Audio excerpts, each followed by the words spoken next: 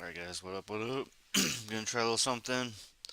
Doing podcasts. Most of them have video, so guess it's kind of the same thing as usual. Just checking out podcasts for the road trip. Probably my favorite podcast. This will be my last night doing them. I want to take a break. The podcast I don't know so well will probably continue because I gotta pick up some more. Gotta find some more. So yeah, that will be the struggle for the next few weeks before the road trip, finding some new podcasts to listen to on the road north. Tonight we're going to hang out and see a few. I got some London pound cake I'm going to break out for the first bowl. But of course, we're going to smoke a little. Um,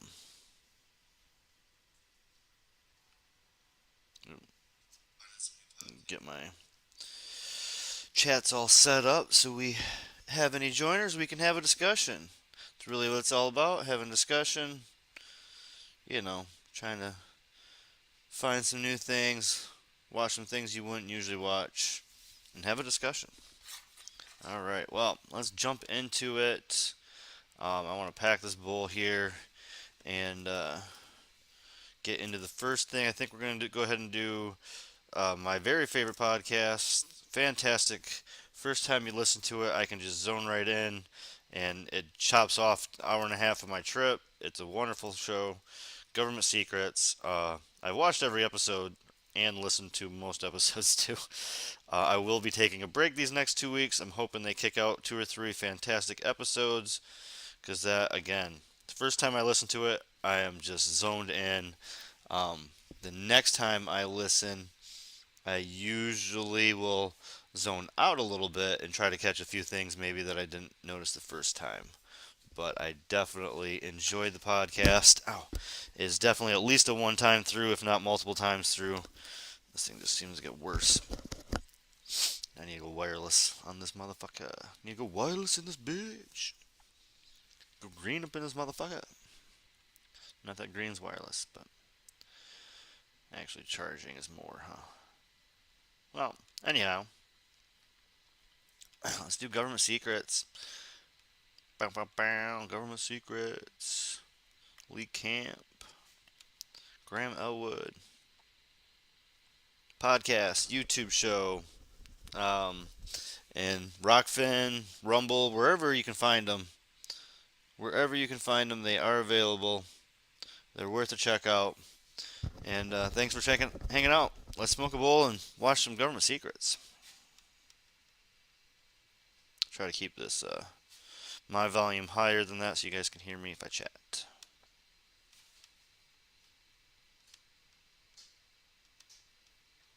Government Secret Episode 78. All right. Well, should we do my GovSeek first? Yeah. Since Yeah, let's do it, and then we'll get to part Nice 3 face. of World War One. How's this look? Oh, buddy. Well, I did my favorite game earlier today, which is CIA Operation Roulette, and I just to see what I would find, and I found Project Iceworm. Oh, And what Project Iceworm uncovered, and I'll get into it in a sec, is almost a B-52 like crashed with nukes Cheers. on it in Denmark. So it's great stuff. it sounds like a bad tequila drink you tried to make in college. Yes, like you guys, you were trying to study for your like chem phys final or something, and you just got drunk and like. This is what you did, and it's like everyone. You called it Project Iceworm. Yeah. You called it Project Iceworm, and that's the moment you realized you were changing. You couldn't handle getting a science degree, and you changed it to like English lit or some easy one like that. So, or in my case, film. So Right. So Project Iceworm was a top secret United States Army program of the Cold War, which aimed to build a network of. Listen to this, Lee, not making this up. Network of mobile nuclear missile launch sites under the Greenland ice sheet. Oh, nothing could go wrong there. What, Nothing at all. What could go wrong? What could go wrong? What?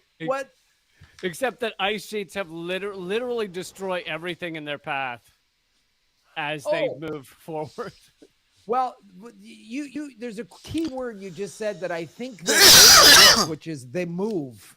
Ice sheets move. I think they missed that. This is the brain trust over at the Central Intelligence Agency. Yeah. The ultimate objective of this fantastic plan that literally, this is why they would never hire comedians to be in the CIA, or because they would come in with these plans and we would just start laughing going, ice sheets move all the time. And they go, oh, I guess we got to scrap that. When what they want to do is just get a bunch of sycophants to go, yeah, this is fantastic to protect democracy. And they'll get to spend the money. We'd be doubled over in laughter and Yeah. We would be doubled. I've been trying to work on a bit in my act about, I watch documentaries about cults and I'm like, I always get halfway through and go, how stupid are these people?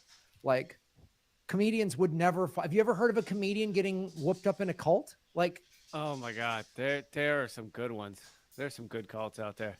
There's some like, some of the shit that it's that people, wow, yeah.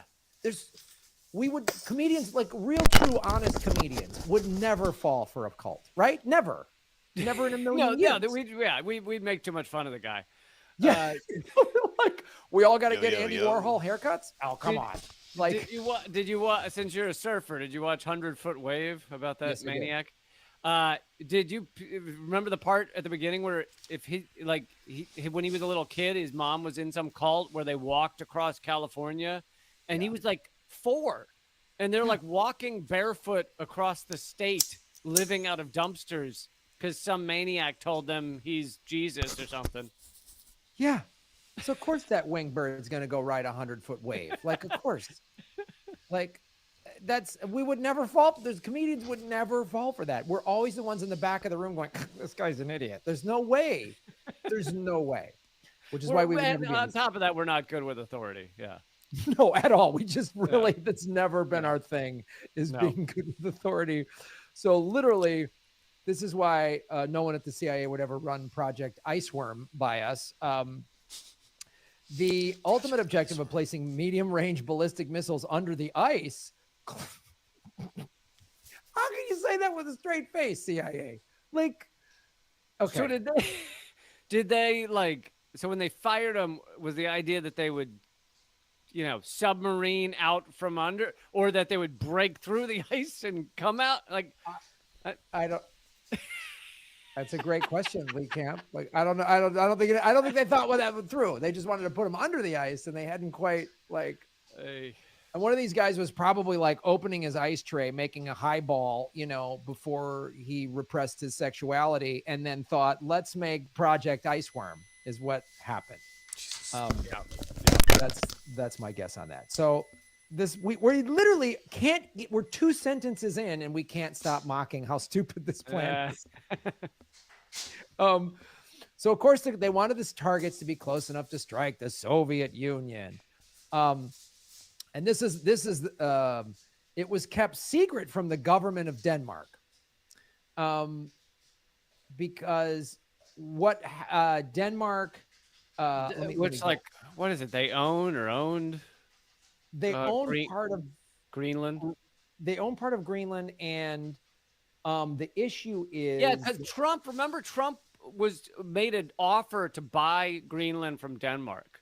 Yeah, he wants to. And they said, "You, sir, are a fucking moron." Right. And he honestly thought they were going to take it. The deal. Right. Hey, anything's negotiable. I'm the negotiator. So. Yeah, Trump. My gluten-free vegan cookies Sounded like a guy coked up at a party trying to rope you into a business deal. That's what he was always just like. I'm going to build a wall. We're going to buy Greenland. It's going to be fucking Most awesome. of his life is built on throwing out ideas like that. Then everyone says they're dumb. Then he does them anyway. Then they're huge, massive disasters. And then he sues the bank that gave him the loan to do it so that he never owes any money. That's like his entire business model. Which is fantastic. And that's America. That's like the American business model. Big ideas that are stupid, get a line of credit, and then never pay it. Well, so why this was significant was why we lied is in 1957 Denmark passed a nuclear free zone policy, which included Greenland, right? So that's why we just went, well, we've got this really dumb idea and it's a violation of Denmark's law, of international law. So we need to lie about this dumb idea. The only thing better than a super dumb idea is a very illegal super dumb idea. Yeah. And I feel like the best super dumb ideas are always illegal for a reason. True. Most of them are. I've had a couple that were not illegal, but they were against the law of man, is what they were. I don't know what that means. The law of intelligent sentient beings. They broke some laws of physics. Well, this one probably did too, because they didn't know how the goddamn missile was going to get through the ice sheet. They just wanted it under there. So I don't know. I guess maybe back then the nukes were perishable, and so they just needed a big cooler to keep them in or something. Keep them chilled out. Yep. So to study the feasibility of this is the other thing I love about a good CIA operation. It starts as a stupid, dumb idea, but then they still need to study to see how dumb it really is. Like, I've got a horrible idea, Lee, but I'm going to spend more taxpayer money just to make sure. Like the one we covered at our live show, the gay bomb. They studied. They spent millions of dollars studying a bomb to turn the enemy gay, and they found that it didn't quite work the way they had hoped. Right. Very cool name, the Politicast. Thanks for the follow. I'm guessing you're gonna have some cool shit. I'm gonna check you out here in a second. So they were like, "What if this turns us checking gay?" out some new podcasts. So they got rid of it. So for my road trip, I'm blazing through some podcasts, checking some shit out. This is a podcast. It's also on YouTube. 2 of the 3 have video. To study the feasibility of working under the ice, a highly publicized cover project known as Camp Century was launched in 1960. So there's the dumb Operation Iceworm is stupid, but then we need to hide to figure out how dumb it is. We're going to put a fake thing. You need an ice sheet of bullshit frozen atop the dumb idea is how you have to do it. So that people don't see through the ice sheet of bullshit. Right. It's literally, it's like a snow cone of stupidity, Lee. And you put the rainbow flavor where you have the 3 different colors. Right. Yeah. It's the shaved ice of dumb. So this is what that was launched. So this next line, Lee, is gonna blow. You're never gonna see this coming. But after this fake study that was to scam the illegal dumb idea, unstable ice conditions within the ice sheet caused the project to be canceled in 1966. What? And by unstable ice conditions, we mean ice conditions. Ice. You just mean ice. You just mean ice. Ice. By unstable ice, we just mean the way ice behaves when it's on a fucking ocean. Similarly to when it's in your cocktail glass. Like it's never the same. Ice is always changing. Ice is by its very nature unstable. Like, it's mind-numbing how dumb these fucking idiots are. What? They probably canceled it when one of them was drinking like a drink with like a olive or something underneath an ice cube. And he was like, you notice that after a few minutes, the olive gets around the ice cube and it comes to the surface. It seems kind of unstable is what I'm saying.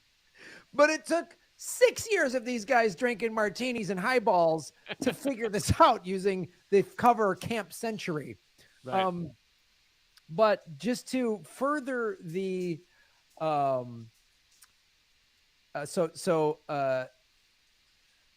let me go into this. So to further the sort of cover up within Denmark, so they were lying about this study for 6 years, right? So they had the illegal idea in 1960. They had 6 years of a fake story to see if they could get. I'll speed this up a little bit.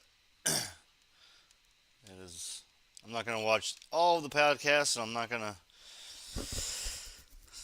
Gotta watch some of them though, right? 11 minutes of a 46-minute podcast isn't enough to get a feel for things, and I'm not gonna.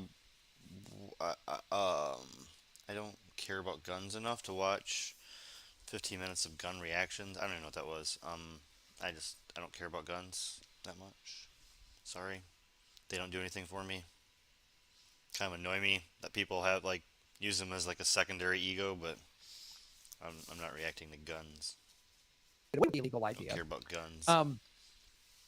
2 years after the illegal idea, this is relevant because it's the overall secret and cover up of nukes under ice and what we were lying to Denmark about, which is why hey Western Europe right now, NATO alliance, like we're the worst. I know you're afraid of Russia, but you just do business with them and this war will end. Like we're the problem. So on January 21st, 1968, 2 years after Operation Snow Cone Stupid Idea Cover Up was done. Yeah, in general, I usually will react to something if somebody's been on the stream for a couple hours and shooting the shit, or if somebody's stopped in a few days in a row. But you've followed me for 4 minutes and you sent me guns, so I'm not gonna stop the stream for that. Sorry, I don't care about guns. Don't fucking care. An aircraft accident, sometimes known as the Thule affair, the Thule accident, which is Thule is the air base in Denmark. A B-52 bomber occurred near the Thule air base in the Danish territory of Greenland. So in the place we were illegally trying to put rockets under ice with no clue how we were going to get them through and above the ice. And what again makes another one of our stupid ideas so fantastic is, gee, Lee, was this I'm going to give you a multiple choice. Was this B-52 carrying A, ice cream cones, B, Air Force equipment, C, B-28 FI thermonuclear bombs, or D, stuffed animals? A shipment of koosh balls. It's just, it's just like ping pong paddles. Which one of those, Lee, do you think was on the B-52 that crashed in the Denmark region of Greenland? I gotta go thermonuclear whatevers. How did you know this? God, you figure these out. It's like you read my mind. So it was on a Cold War Chrome Dome alert mission over Baffin Bay when a cabin fire forced the crew to abandon the aircraft before they could carry out an emergency landing. So the Air Force crew, it caught fire, which I'm glad you have flammable stuff within an aircraft that has jet fuel, one of the most flammable things on the face of the earth, and it's carrying a thermonuclear bomb. So it's a fair plan. It's a fair plan. It really lines up as like smart after smart after smart. 6 crew members ejected safely, but the one who did not have an ejection seat was killed while trying to bail out. So these 6 guys went, later, bro. You should have you picked the bed. You shouldn't have called shotgun. Like this guy. Like, how did he get that? Did they just Rochambeau and he came up with the death seat? Like, the bomber crashed on the sea ice of North Star Bay, Greenland, causing the conventional explosives aboard to detonate and the nuclear payload to rupture and disperse. Whoa. Resulting in radioactive contamination of the area. Nice. The United States and Denmark launched an intensive cleanup and recovery operation, but the secondary stage of one of the nuclear weapons could not be accounted for. But there is a well-armed fucking dolphin out there somewhere. There's a guy with like a whaling boat that is just ready to light it up. Like he is gonna go get his whale. The U.S. Air Force Strategic Air Command Chrome Dome operations were discontinued immediately after the accident. Oh, thanks, fellas. Which highlighted safety and political risks of the missions. So, cut to 1995. A political scandal arose in Denmark after a report revealed the government had given tacit permission for nuclear weapons to be located in Greenland, in contravention of the Denmark 1957 nuclear-free policy. You know what you never want to hear in the same sentence is tacit approval and nuclear weapons. Yes. Those two things should never go together. I don't want anything. Nothing should be tacit when we're dealing with nukes. Nothing. It should be so specific and adamant. Adamant. Everything should be adamant. Like no haircuts. We had implied consent of nuclear weapon placement.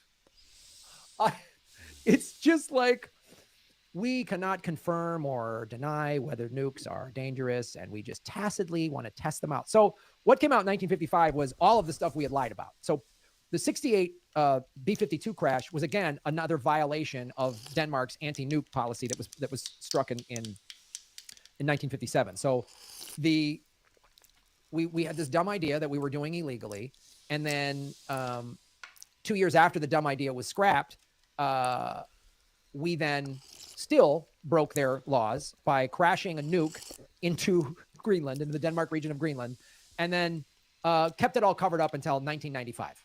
It's almost like we don't really respect the sovereignty of other nations.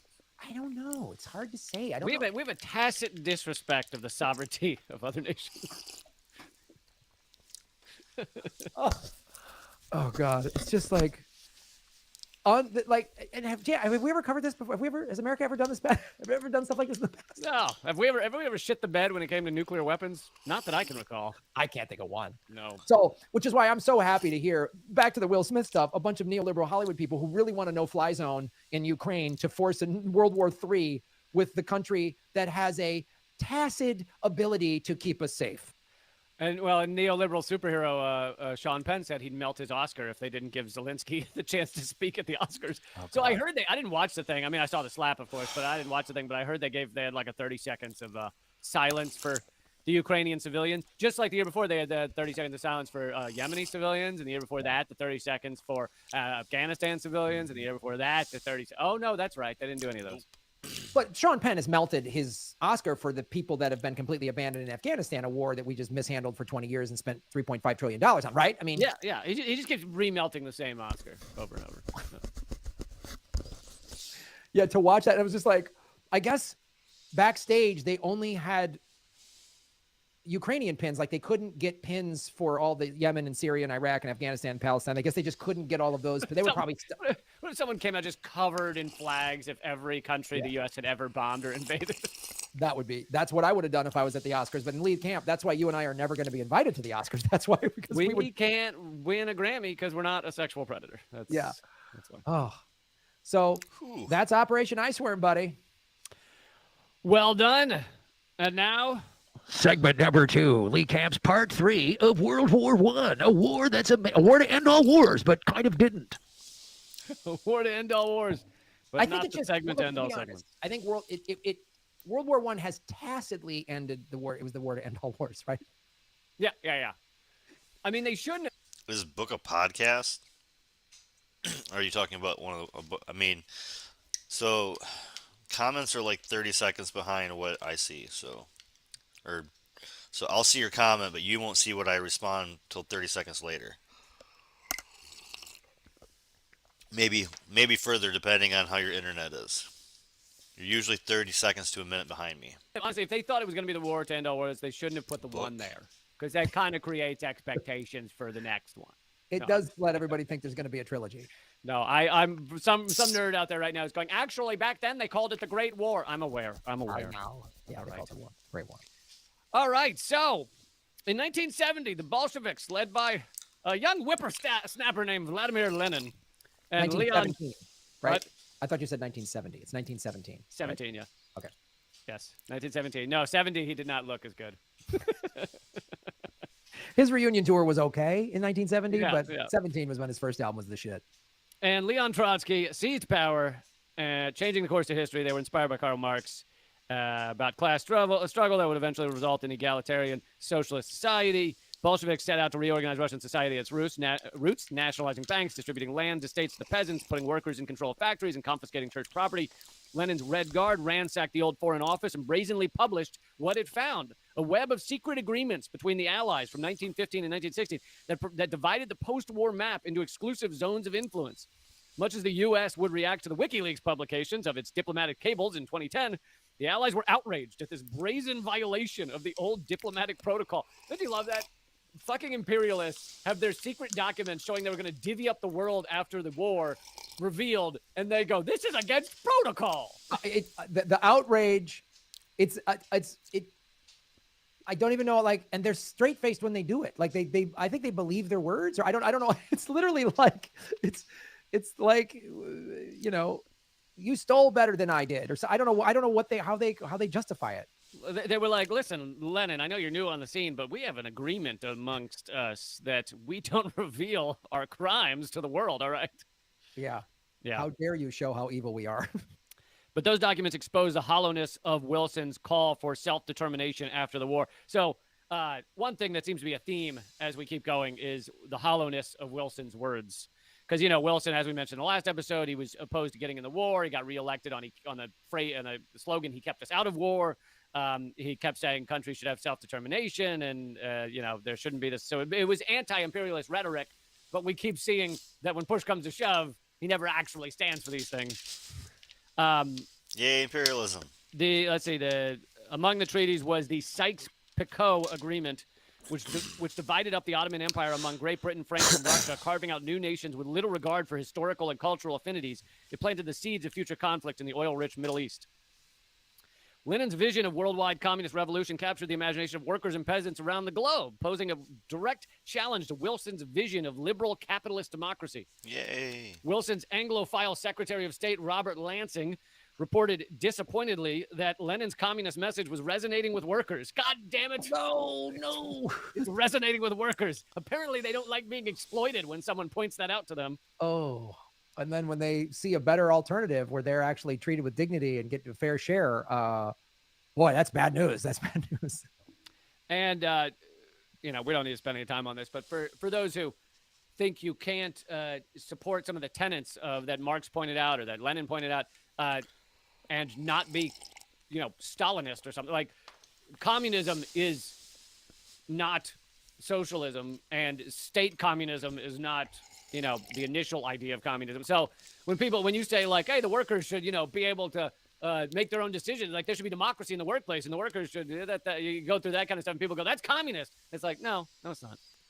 No. Anyway, Lenin's appeal was directed to the proletariat of all countries, to the ignorant and mentally deficient. Oh, sorry. I skipped who's saying this. This is Wilson's Anglophile Secretary of State, Robert Lansing, reported disappointingly that Lenin's communist message was resonating with workers. He warned that Lenin's appeal was directed to the proletariat of all countries, to the ignorant and mentally deficient, who by their numbers are urged to become masters. He's basically calling all workers mentally deficient. I mean, you got to love the ruling elites, boy. They just love when they speak honestly about the workers. They're just like, they're just a bunch of dumb mutants, and we'll just tell them what they need to hear and give them bread and circuses and shut them up. And what you don't want is those mentally deficient getting ideas in their heads. Can't let that soft brain start thinking. Wilson announced his 14 points on January 8, 1918. This liberal, open, anti-imperialist peace plan endorsed self-determination, disarmament, freedom of the seas, free trade, and a League of Nations. All sounds pretty good, right? He said the day of conquest and aggrandizement is gone by. So is also the day of secret covenants. He declared in what later would turn out to be a bold-faced lie. Lenin signed a peace treaty with Germany, pulling Russian troops from the war. Lenin was so desirous of peace that he acceded to the harsh terms of the treaty, even though it meant relinquishing Russian control over Poland, Finland, the Baltic states, Ukraine, Georgia, and more. Over 300,000 square miles of territory and 50 million people. Wilson and the Allies were furious. The outspoken ex-lord of the Admiralty, Winston Churchill, spoke for capitalists everywhere when he said that Bolshevism should be strangled in the cradle. An estimated 40,000 British troops arrived in Russia. So in the midst of like World War I, the imperialist countries like Britain and the U.S. are still finding time to go and fight, at least to a small degree, the revolution happening in Russia. Because they're that worried that it might rub off on the capitalist states. Oh yeah, and Churchill said he wants to like murder a baby in its crib. In essence, is what he just said. So. This is, Winston Churchill did some nice stuff and also had that and thought that Gandhi was less than him. So, when he had his bright spots and his down spots, like everybody. Yeah, a lot of down spots for Churchill. Japan, France, Great Britain, and several other nations sent tens of thousands of troops to Russia, in part to assist conservative white Russians attempting to overthrow the fledgling Bolshevik regime. The U.S. initially hesitated to join them, but finally sent over 15,000 troops to eastern and northern Russia with the hope of maintaining a limited eastern front against Germany and limiting Japanese gains. Wilson rejected proposals by British cabinet officer Winston Churchill and other Allied leaders for direct military intervention to overthrow Bolsheviks. What? Wait a minute. So we wanted to get involved. Wilson and Churchill mainly wanted everybody to get in the West to get involved in ending the Russian Revolution. Ending the Russian Revolution. Winston Churchill initially fought against sending U.S. troops, but then he basically gives in. They were worried, quote, More than half, guys. I don't want to watch. Like I said, I don't want to watch all of. I have 4 hour long podcasts or so. So about half or so of each. That one was the Stony one. I was gonna let them talk. Next, I was gonna go with my suggestion. So what I was going through here. This is Red Indie Media. It's a great way. This is done by Lee Camp. This is a way for you to get a one-click site to get a whole lot of independent media people all put into one area. You can tell if these are articles, you can tell if these are videos, if they're multi, or if they're just podcasts, what they are, and you can, obviously get a pretty good glimpse of a lot of headlines through the day as well. When doing this, I saw Mint Press has a dun dun dun dun podcast right here. Michael Tracy on the refugee crisis and U.S. troop buildup in Poland. We've already watched Michael Tracy once, but it was a pretty good interview last time. Mint Press News is a fantastic organization. I just subscribed to their link today. I thought they were off of YouTube and only had them on Minds and alternative media, but they are on here, and this is hour 22. Like I said, I never want to watch the whole thing, but we should watch more than half, which is quite a lot. So let's kick this into 1 1/4 and watch about half or so. Media blackout about Poland's covert war inside of Ukraine and how the U.S. military buildup in Poland is the largest that we've ever seen since World War II. So when talking about Russia's war in Ukraine, the media has shown us one side of the story, which is unfolded, which is that there's a massive refugee crisis. Already, nearly 4.3 million people have fled out of Ukraine, mostly to neighboring Poland. But fewer people actually know that another group is also flooding into Poland, which are US soldiers by the thousands. So Washington has deployed thousands of extra troops to the country. And so Michael Tracy is here to join us today to discuss what exactly they're doing there and give us more background information about his recent trip to Poland. So thank you so much, Michael, for joining us. Yeah, it's nice to be with you. Let me just add you here to the screen. Oh. So thank you. There you are. Thank you so much for joining us today. I want to begin by talking about this massive troop buildup inside of Poland. You've written that it's the largest U.S. military buildup inside of Poland since World War II. And I feel like that's the story that hasn't been talked about when it comes to Poland. And so could you give us a brief explanation about this military buildup and what we need to know about it? Yeah, well, there are a couple of different dimensions to it. The U.S. troop deployment to Poland now is at the highest levels, as you mentioned, that it has been in decades. And as far as I could gather, certain units are doing different things throughout Poland. So on the one hand, if you go to Krakow right now, which is more in the southwestern portion of the country, you're liable to see small groups of U.S. soldiers just kind of casually traipsing around the city, where they're just, basically doing tourist activities. I would happen across them and they're taking selfies of one another or eating at restaurants, not doing anything that seemed particularly serious. But in talking to them, what I was told is that their mission, at least in this part of the country, is just to be visible, just simply to be physically present. Because the idea is that they're supposed to be giving, quote unquote, reassurance to the Polish population and the Polish government that the U.S. military is active in the country and is going to come to their defense in the event of some sort of further Russian incursion, which a lot of Poles do actually think is a genuine possibility. And I don't want to too flippantly discount those fears as sheer paranoia, because it's true that Poland was controlled by the Soviet Union for a very long time, and people have acute memories of that. Still, that being said, in the lead up to the Ukraine war, Putin did, and other Russian government officials did, pretty manifestly lay out a very elaborate rationale for why Ukraine in particular was viewed as a legitimate target. Putin put out that whole manifesto last summer explaining the sort of logic behind the historical connection between Ukraine and Russia as he saw it, whereas nothing really comparable has been produced yet vis-a-vis Poland, and yet you still see this very pervasive anxiety about somehow Poland potentially being next. So part of the reason for this U.S. troop deployment is, I guess, just this to put them at psychic ease. And it also should be acknowledged that a lot of Polish people do appreciate the presence of U.S. troops.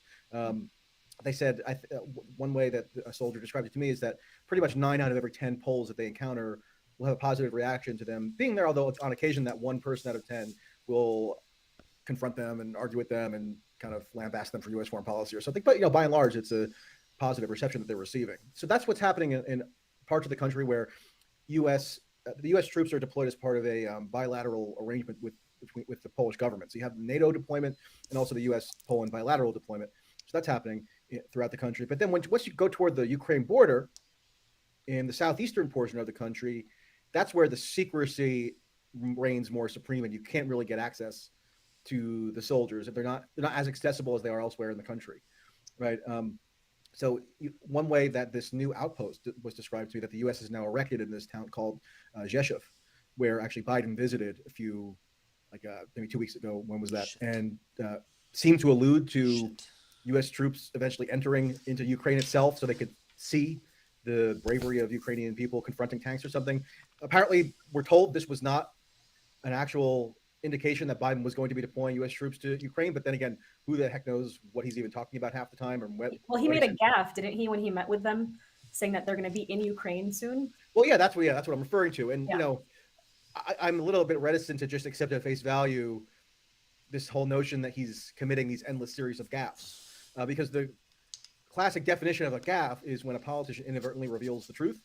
And so, it wouldn't be outside the realm of possibility that the U.S. could deploy these advisors, so-called, into Ukraine, or maybe that they're even there right now. I mean, there's a whole fog of war that it's impossible to really sift through with any degree of precision at the moment, despite the credulity of the media just taking everything on the surface. But anyway, so Biden visited this outpost, right, in Rzeszów, and basically what's happened over the past couple months is that the U.S. has set up essentially the equivalent of Ramstein 2.0. And Ramstein is this huge airbase in Germany that the U.S. has commanded for decades, ever since World War II, really. And they're setting up sort of a new version of that in Poland, within approximately 60 miles of the border. And this is where all the NATO and U.S. weapons shipments are being flown into, or many of them anyway. And then So there's a massive, massive airfield, military through NATO/America in Poland, that far away from the action. So we're ready to go at a moment's notice. We're ready to go at a drop of a hat, if need be. Now we're holding off because we want this to be elongated war, I think, my personal opinion. But that's fucking nuts that we have a military base. Basically, we have a military base in Poland that is just massive. That's scary and nuts, and it's not just for defense. It's not for U.S. defense. That's for fuck sure. So-called aid convoys into Poland, and I went to this airport that has now been converted into this sort of makeshift U.S. base, and you go and you see these nondescript trucks. They appear to be Polish trucks, but no one will explain anything about them to you if you ask. They appear to be Polish trucks, and it's unclear who's even driving the trucks. I try to ask and be shooed off or not be told really anything about who's actually facilitating the delivery of these weapons shipments that the U.S. constantly touts that they're orchestrating, right? But notwithstanding that secrecy, you can see them physically gathering at this airport, and supposedly it's Ukrainians, we're told, who are driving physically the truck convoys into the country. But it's impossible to say with any degree of specificity, given the layer of secrecy that they're imposing. And I actually went to a couple of bases, not just that one in Rzeszów, but also in this place called Milek, which is somewhat nearby. And I went and just asked basically the most basic question that you could ask as a journalist at one of these facilities, which is that I asked the soldier, are you granting any press access whatsoever? And he consulted with his colleague. They went and go to talk to what's called the PIO, or the Public Information Officer, who's theoretically in charge of media engagements. And I was told by multiple soldiers, independently of one another, that the policy in place at these new U.S. installations throughout Poland is a media blackout. So even the Media blackout. That's a fantastic phrase. That's That makes me feel very, very good about things. Media blackout is a fantastic thing for military personnel and any military personnel that I know. Yeah, if they're not allowed to talk and it's media blackout, that's fucking bad. Bad news is happening. Friendly and deferential journalists who they could handpick to present in a positive light what the U.S. military is doing there. Even they are not being permitted to enter these facilities. So it makes you wonder because every couple of days we get another so-called gaffe from Biden where he appears to be revealing another layer of involvement of the U.S. in this Ukraine conflict, right? So last week, Biden, seemingly slipped up and admitted that the U.S. is training Ukraine soldiers, but then we're told it's not happening in Poland. It's just maybe just happening in the U.S. Tons of ambiguity here, and it leads one to question why it is that even the most, obsequious journalists who otherwise would be falling over themselves to paint in a flattering light this U.S. troop deployment because they deeply are emotionally invested and ideologically invested in the U.S. cause here vis-a-vis Ukraine. Why even they are not even are being barred from any press access? So this is a U.S. military intervention. It's the U.S. This is the hub of the U.S. waging a enormous proxy war. It's the largest weapons funneling operation that the U.S. has ever undertaken in Europe since World War II, by a lot. And a lot of the mechanics of it and the logistics of it are still shrouded in secrecy. And because most U.S. journalists unabashedly support this intervention, they also unabashedly support the secrecy. So they're hardly doing much investigation at all. Every now and then, in fairness, you will see an article from like the Wall Street Journal news reporters or something where they kind of provide a few tidbits about these operations.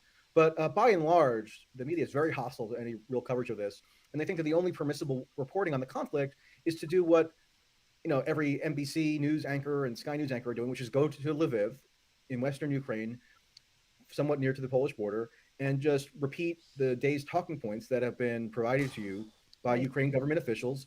And supposedly you're doing this intrepid war reporting because you're on you have the landscape of Lviv in the background where no fighting really is happening except for the occasional airstrike on the outskirts. But you're brave and worthy of commendation for that. And they don't think that it's acceptable or desirable to report really on the nature of the U.S. military intervention, despite its escalatory nature, where like every couple of days there's a new, again, way in which it seems to be escalating. Just this past week, it was announced that apparently the U.S. is facilitating the transfer of tanks into Ukraine. Right, so it went from just small arms, and then to javelin missiles, and then to Stinger missiles, and then there was this whole kerfuffle over whether they would be transferring in fighter jets, and that was apparently scuttled by Biden because it would be too escalatory. But now, lo and behold, sending in tanks is not escalatory. I mean, it doesn't really make any sense. And that We're stacking planes all in neighboring countries and sending in tanks to the country now. That would be what I would call escalation. Pretty sure that would be under all sense of terms escalation, right?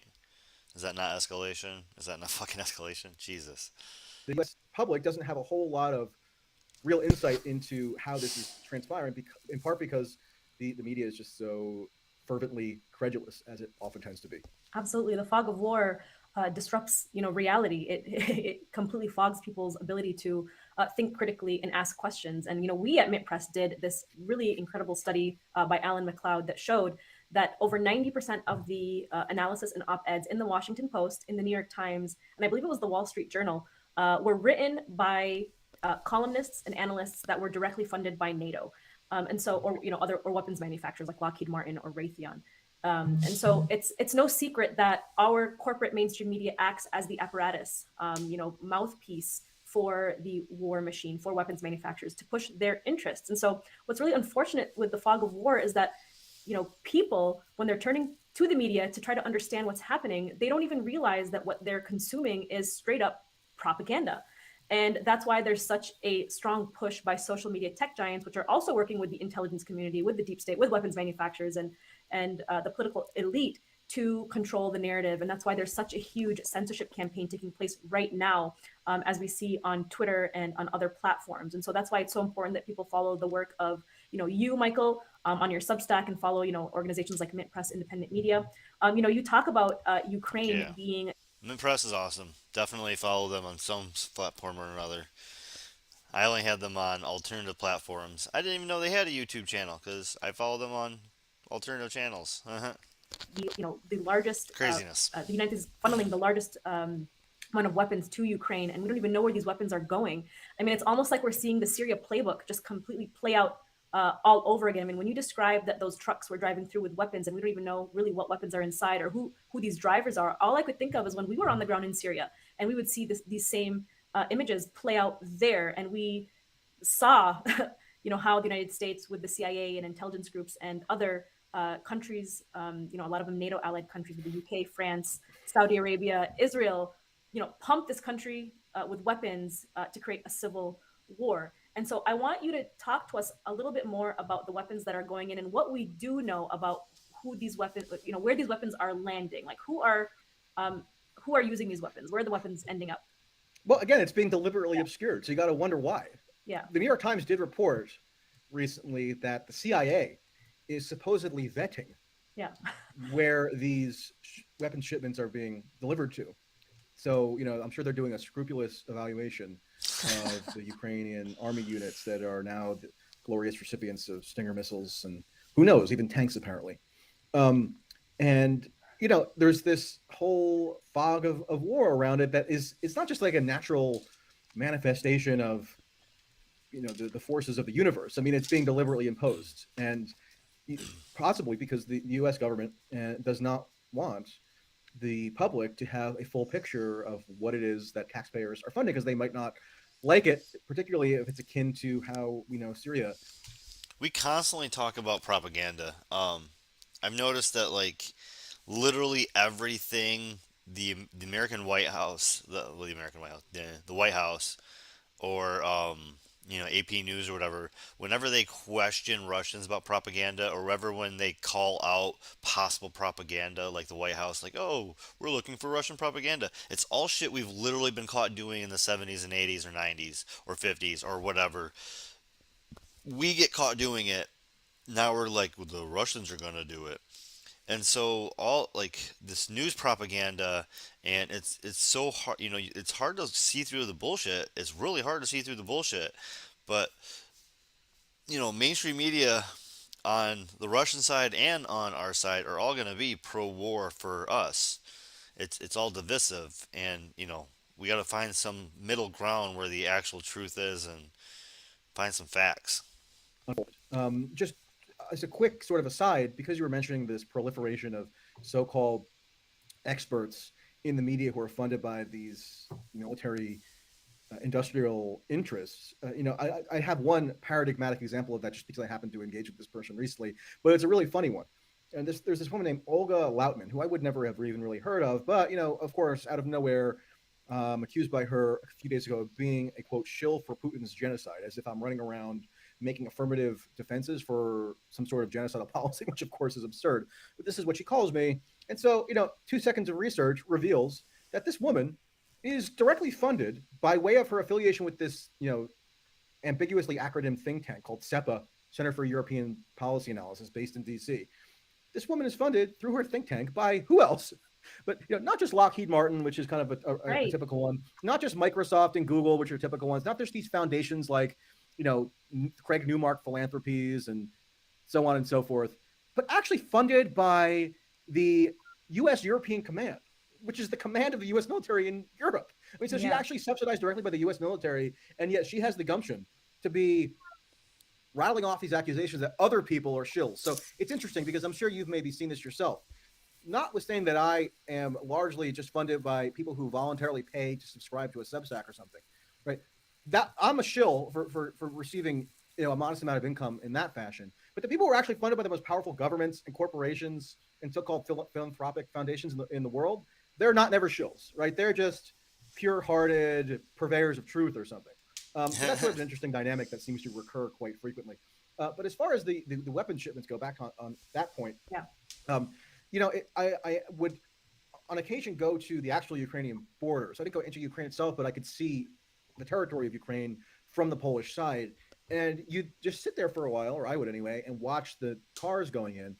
And there are a lot of giant trucks and even some seemingly civilian vehicles that purported to be humanitarian aid convoys. So they would even have humanitarian kind Right. of blazing on the side, or they would have like the Red Cross symbol or something to that effect. And weirdly, whenever you ask one of these people, who are you affiliated? Not always, but sometimes when you try to ask these people who they're affiliated with, like where are they headed, how have they arranged this process whereby they're entering into a war zone to deliver humanitarian aid? Do they have any backing, maybe from a foreign government or whatever?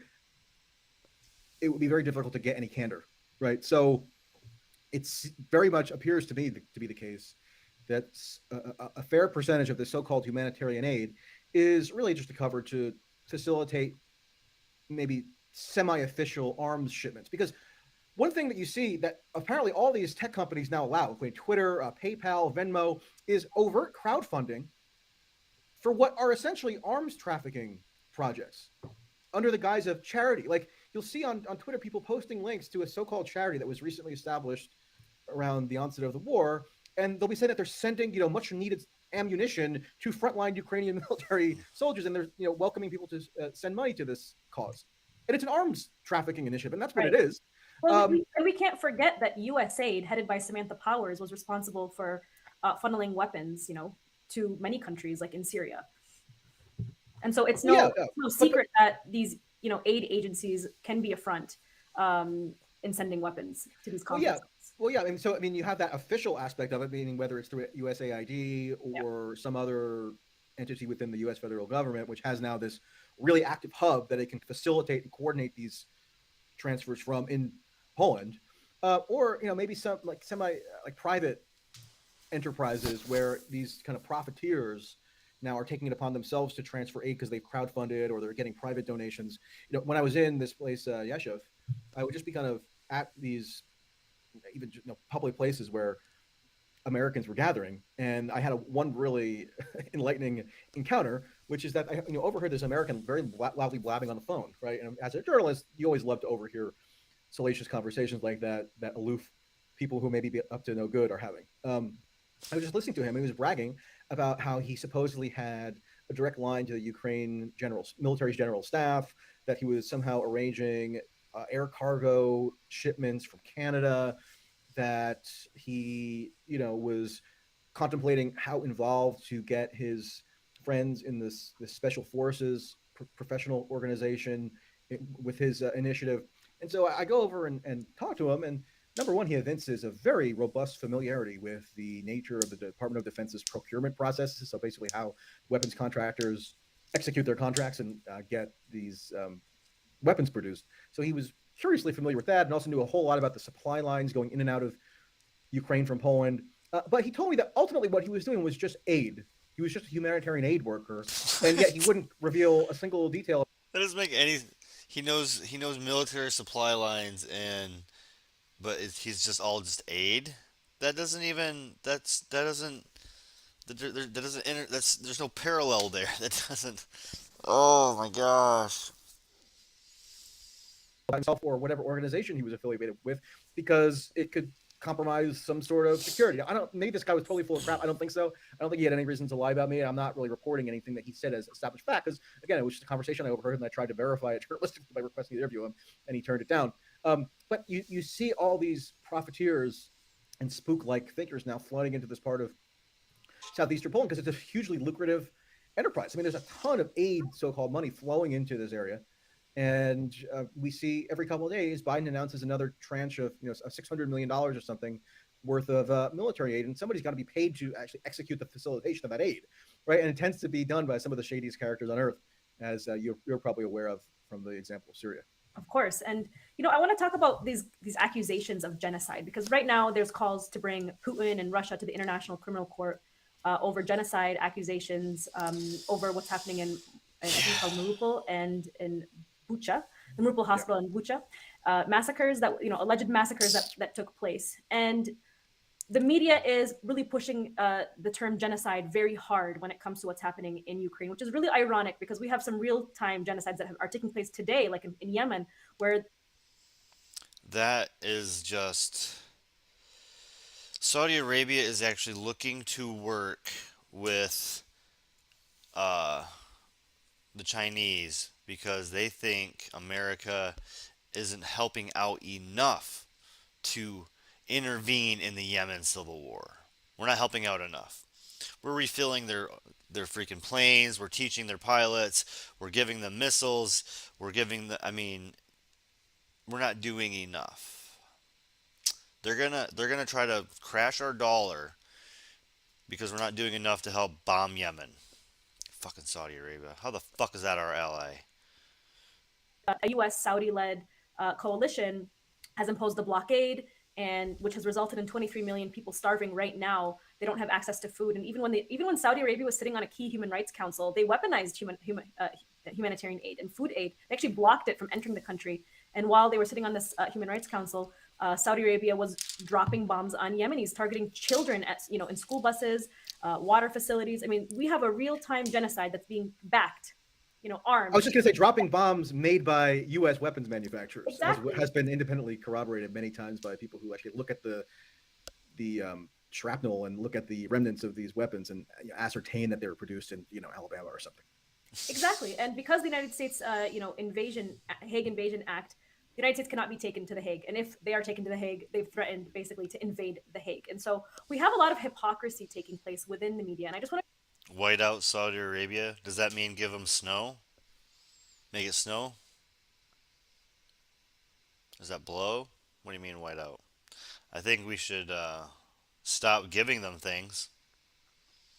I think we should connect our dollar to our own. I don't know, fucking. There's different ways to do things. I'm not gonna figure it out right this second when I'm baked, but there's definitely a better way to do this. to show some headlines showing these accusations of genocide. So I'm going to share them right now. One moment, please. So we have this first headline: pure genocide, civilian targets in Mariupol annihilated by Russian attacks. And this story is really interesting because it went viral, and it basically became the evidence, I guess you could say, for pushing for more weapons to get into Ukraine, for the United States to push for more weapons shipments into Ukraine, ironically, as if weapons going into a country solve an already, very sad and hard situation. Can I just quickly comment on this before you Yes, move on to the please. next example? Luke Harding, this is hilarious. Luke Harding, Yeah, this the who's the author. author of this article, was one of the absolute most discredited fabulists who reported on the so-called Russiagate saga within the U.S. from roughly 2016 to 2020. The most quintessential example of which was an article that I still think is on the Guardian website uncorrected and has never been substantiated, that Harding claims proved that Paul Manafort, who was this campaign chairman for the Trump campaign, had met with Julian Assange in the Ecuadorian embassy in London during the 2016 election, where they colluded and figured out how to do Russia's bidding to install Trump into power. We all are supposed to be extremely fearful and concerned about this scourge of so-called disinformation, right? But this article was basically revealed to be total nonsense, and Luke Harding was the perpetrator of it. And now apparently he's running around as a war correspondent to let the world know that genocide is underway, as if his journalistic bona fides have been established. And actually, I think this is sort of a tangent, but just very briefly, I think Russiagate was pretty critical in setting the stage discursively for what we're seeing now in terms of the fervor No that doubt. Americans feel and the media feels about this war in Ukraine, right? Because they already, especially liberals, viewed Russia as this global menace that was pulling the strings all over the world to fund and fuel and foment these like dangerous right-wing insurrectionist movements, including in the personage of Donald Trump, who it was alleged that they actually installed into power as a sort of Manchurian candidate style scheme in 2016. And so like the ideological dimensions were in place by way of Russiagate to then sort of enable this launching of a major war fervor at the moment that Russia, does something. None of those people that got hit with Russiagate shit ever had any like repercussions either. They spewed Russiagate for 3 fucking years. The defamation lawsuit should have been all over the place. Nothing happened. Just insanity. And they're still credible. These are still actually, not only are they credible, people who were lying to us for 3 years. These people are now, they've been propped up and given better positions and higher paying positions,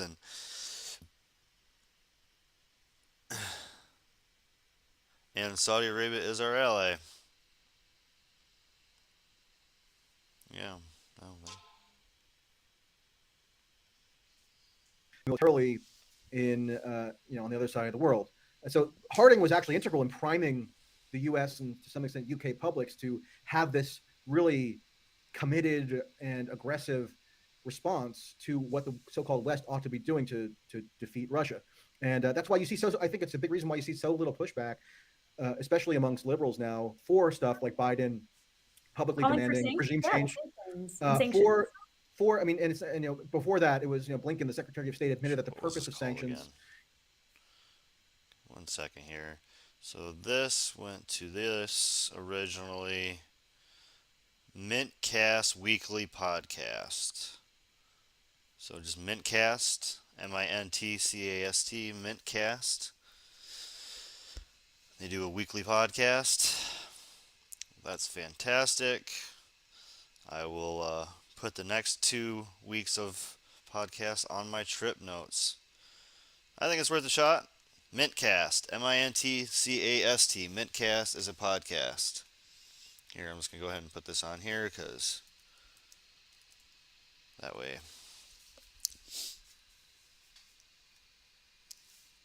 you can see how this looks again. But I'm going to move on to a new one. Oh shit, I think everything got moved around.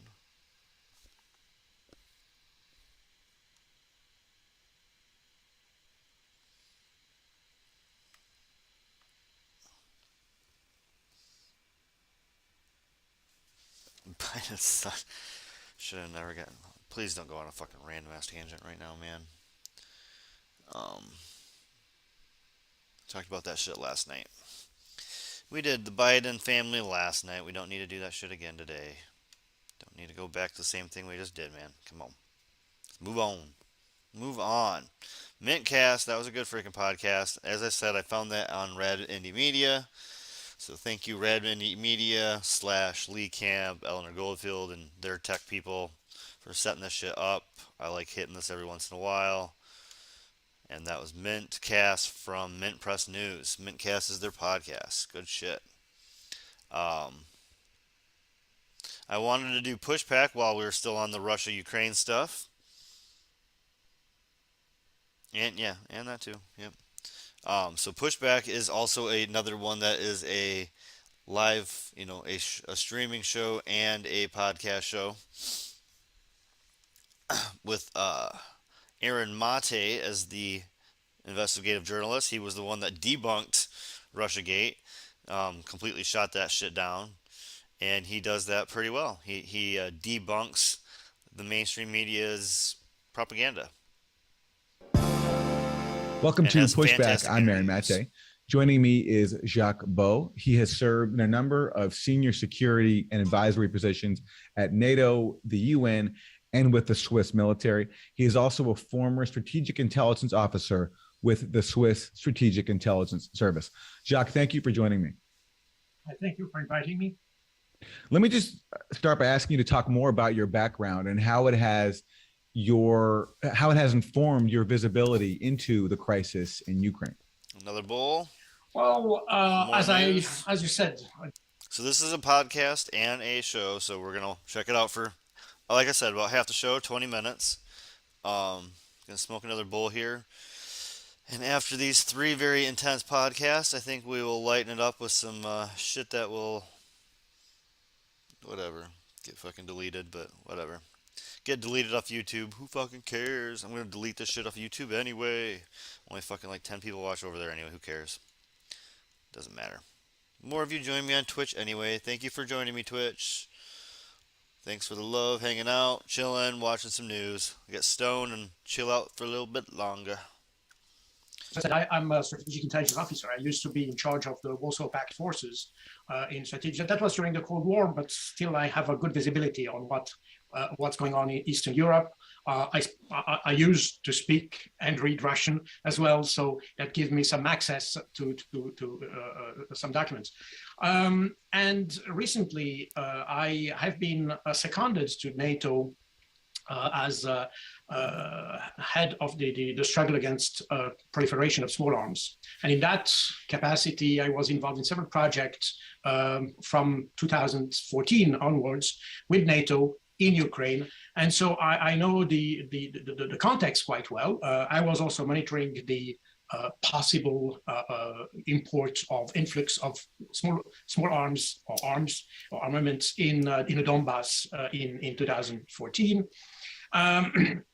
And I have also worked because in my previous assignment in the UN, I used to work on the restructuration of armed forces. So when the Ukrainian armed forces got some problems, problems with personnel, issues with suicide, with all these kind of things that you had in 2014, also problems in recruiting military.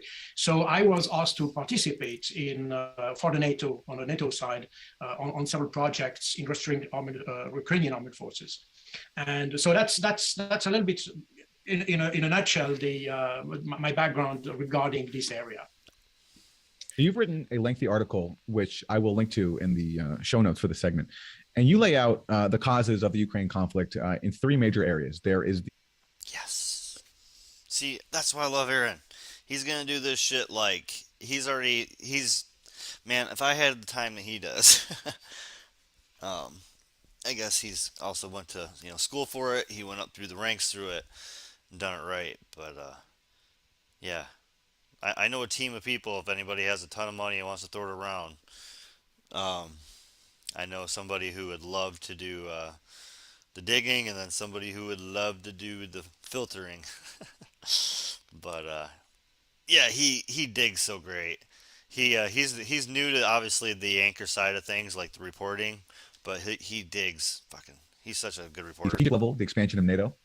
The political level, which is what you call the Western refusal to implement the Minsk agreements, and operationally, the continuous and repeated attacks on the civilian population of the Donbass over the past years, and the dramatic increase in late February 2022. Let me ask you to start there. Talk about what you call the dramatic increase on civilians inside the Donbass in February, the period that led to the Russian invasion, the immediate period, and how this escalation of attacks, as you say, helped lead to this war, this Russian invasion. Well, I think we have to understand, as you know, that the war, in fact, hasn't started on 24th of February this year. It started already in 2014. But I think that the Russians always hoped that this conflict could be solved on a political level, in fact. I mean, the Minsk agreements and all that. So basically, what led to the decision to launch an offensive in the Donbass was not what happened since 2014. There is a trigger for that, and the trigger is that two things. I mean, it came in two phases, if you want. The first is the decision and the law adopted by Zelensky in March 2021, that means last year, to reconquer Crimea by force. And that started a buildup of the Russian armed force, not the Russian, the Ukrainian armed forces in the southern parts of the country. And so I think the Russians were perfectly aware of this buildup. They were aware that an operation was to be launched against the republics of the Donbass. But they did not know when, and of course they were just observing that. And then came the real trigger. You may remember that, I think it was on the 16th of February, Joe Biden, during a press conference, told that he knew that the Russians would attack. And how would he know that? Because I still have some contacts, and nobody actually thought that the Russians, before end of January, beginning of February, I think nobody thought that the Russians would attack Ukraine. So there must have been something that made Biden aware that the Russians would attack. And this something, in fact, is the intensification of the artillery shelling of the Donbass starting on the 16th of February. And this increase in the shelling was observed, in fact, by the observer mission of the OSCE. And they recorded this increase of violation. And it's a massive violation. I mean, we are talking about something that is about 30 times more than what it used to be, because in the last 8 years, you had a lot of violations from both sides, by the way. But suddenly, on the 16th of February, you had a massive increase of violation on the Ukrainian side. So for the Russians, Vladimir Putin in particular, that was the sign that the operation, I mean, the Ukrainian operation, was about to start. And then everything started. I mean, all the events came very quickly.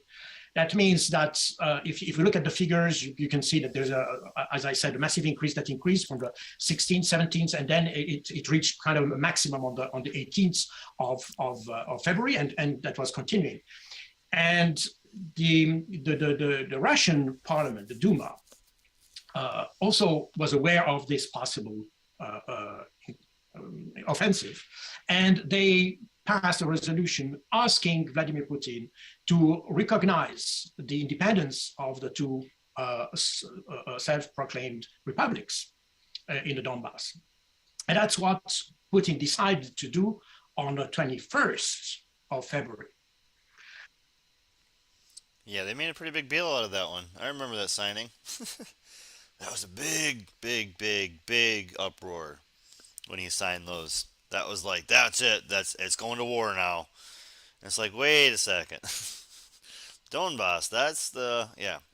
When they said that, and it raised a different kind of red flag on this side of things. Just after adopting the decree, the law recognizing the independence of the two republics, Vladimir Putin signed a friendship and assistance agreement with those two republics. Why did he do that? So that would allow the republics to ask for military help in case of attack. And that's why on the 24th of February, when Vladimir Putin decided to launch the offensive, he could invoke the Article 51 of the UN Charter that provides for assistance in case of attack. And as you noted, the OSCE documented a big increase in ceasefire violations, artillery firing on the rebel-held side. But do you think, based on what you observed of the positioning of Ukrainian troops, do you think that the threat of an imminent invasion or assault by the Ukrainian forces was real? Can you gauge that from how they were positioned on the other side of the front line?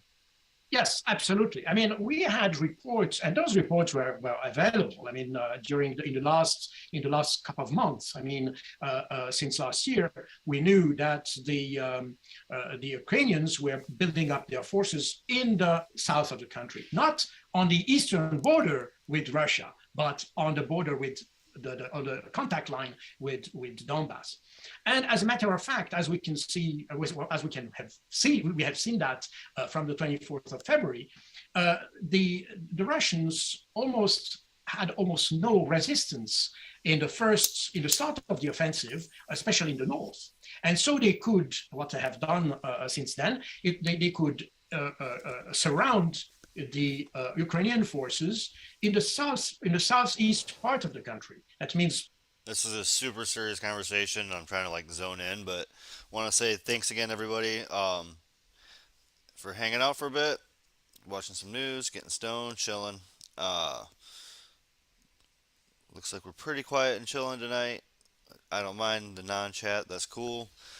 If you're on YouTube, I'm gonna have to cut a little bit shorter tonight again, and that is because I keep getting warnings from YouTube about certain things, and they're trying to mute me, so I only show about 2/3 of my show on YouTube.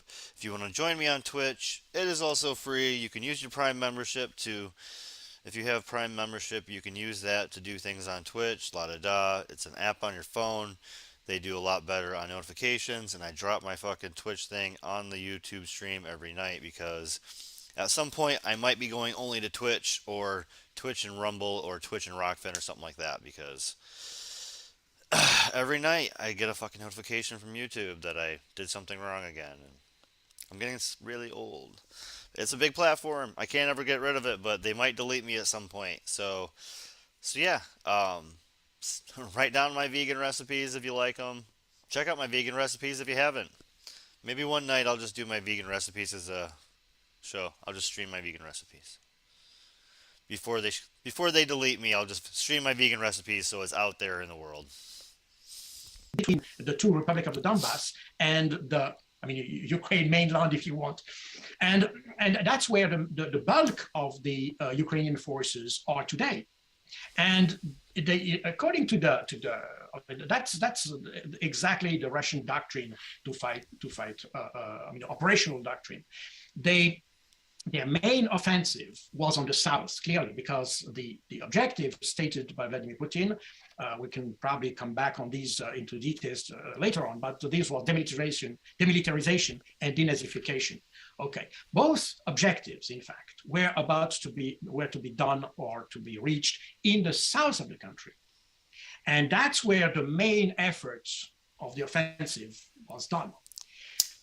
In the offensive or the effort against Kiev is a so-called secondary effort.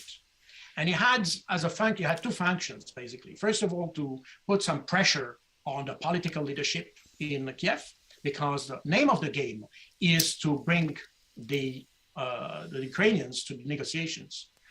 That was the first objective of this second effort. The second objective of this second effort was to bind or to pin down the rest of the Ukrainian armed forces so that they could not reinforce the main forces which are in the Donbass area. And that worked quite well. So that means that the Russians could surround as I said, the main forces, the bulk of the armed force, the Ukrainian armed forces. And once they have achieved that, they could withdraw some troops from Kiev.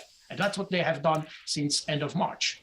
They have pulled several units in order to reinforce what they want, their own forces to carry on the main battle in the Donbass area. So now they have pulled these troops from the Kiev area, and these troops will now help to flank guard the offensive against the main forces in the Donbass. And that's what some call the mother of all battles. That is currently going on in the Donbass area, where you have, nobody knows exactly the number of troops, of Ukrainian troops. Estimates vary from 60,000 to 80,000 who are surrounded, and they will be, the forces will be cut in smaller cauldrons and then destroyed or neutralized. It's pretty clear to me that Zelensky's government had no interest in serious diplomacy on all the critical issues that could have avoided a war. And I think the main factor is what I presume to be U.S. pressure behind the scenes, which we can't fully prove now, but I imagine evidence of that might come out later. And certainly the open hostility of Ukraine's far right, who essentially threatened Zelensky's life if he made peace with Russia. And these threats have dogged him throughout his presidency and continue right up to the eve of the invasion. And it led to people like his top security official saying in late January that the implementation of the Minsk Accords would lead to Ukraine's destruction after Zelensky was elected on a platform of implementing Minsk. And that carried over to the final talks on implementing the Minsk Accords that were brokered by Germany and France. At those talks in February, Zelensky's government all of a sudden refused to even speak to the representatives of the rebels, which makes an accord impossible. And meanwhile, you had developments like this, which we just learned about from the Wall Street Journal, which was that the German Chancellor Scholz on February. Damn right, we're gonna get an ad. Been going strong, yo. And I mean, I'm glad they're getting ads in their show. We're gonna let it play. We're gonna talk this. Holy fucking hell! All right, so I don't know if you guys. I'm gonna use this opportunity to let you know how this works. If you don't know, I don't know because I get paid for this. I would never, probably ever make money on this. This is a labor of love, honestly. It's a way to vent and a labor of love. But you have to watch the entire commercial now on YouTube for the person to get credit for a possible payment. Now they have to be monetized, and yeah. They have to be within, they can't have any strikes at the time. can't be saying anything on that show that gets that particular, even though they're monetized. That video itself could get demonetized because they said something or something, and it's all sort of trickiness. But if the video is monetized and you want them to get paid, you have to watch the whole video, every last second, all the way to the end. And if there's two videos, you can give them credit for both videos and watch both of them, and they get a little extra. It's a good kickback. If you watch like the 20, 30-minute long fucking infomercials for somebody, that gets them a pretty good little kickback, I guess, as well. I mean, that might be like a whole cent for your fucking time. So don't do it if you don't have the time. Don't, try to watch the ads if you can. Just follow and subscribe to people. That gives them plenty of shit. You don't have to fucking watch these long ass things. I did want to give them, I want to give Aaron Mate plenty of money, so I'm trying to talk my way through this whole 5 minutes. But I also wanted to kick it out and say thank you everybody again for hanging out. Again, those of you on Twitch, I'm going to really close to a couple little goals. And when I hit those goals, my Twitch stream, I can actually do more things. Like the fucking Twitch stream happens to be like, as you accomplish things, you actually can add and create more things to your stream. And so I'm really close to like 3 things. So thanks for hanging out, guys. And yeah, keep hanging because I am close to a few accomplishments, and it'd be really cool to hit those this week. And Tuesday is my second solo stream. I gotta find something else to do on Tuesdays because it is not sparking any interest.